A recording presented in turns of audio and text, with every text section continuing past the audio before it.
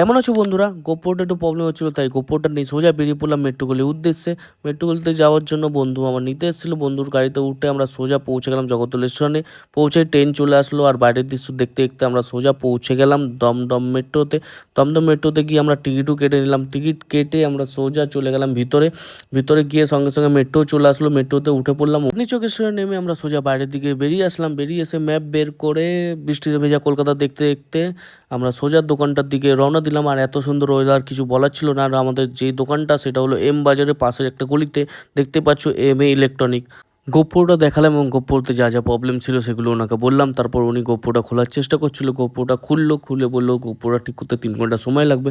তার জন্য উনি বিল করে দিল এবং গোপ্রোটা কিছু দেখাচ্ছিল। বিল করার পর বিলটা নিয়ে আমরা সোজা বৃষ্টিতে ভেজা কলকাতা দেখতে বাইরে চলে আসলাম। 3 ঘন্টা হয়ে যাওয়ার পর আমরা গেছিলাম, কিন্তু গোপ্রোটা ঠিক হয়নি, তাই আমরা বাড়ি চলে যাচ্ছি এই বৃষ্টির মধ্যে। চলো টাটা, তোমাদের সাথে দেখা হচ্ছে অন্য কোনো মিনি ভ্লগে।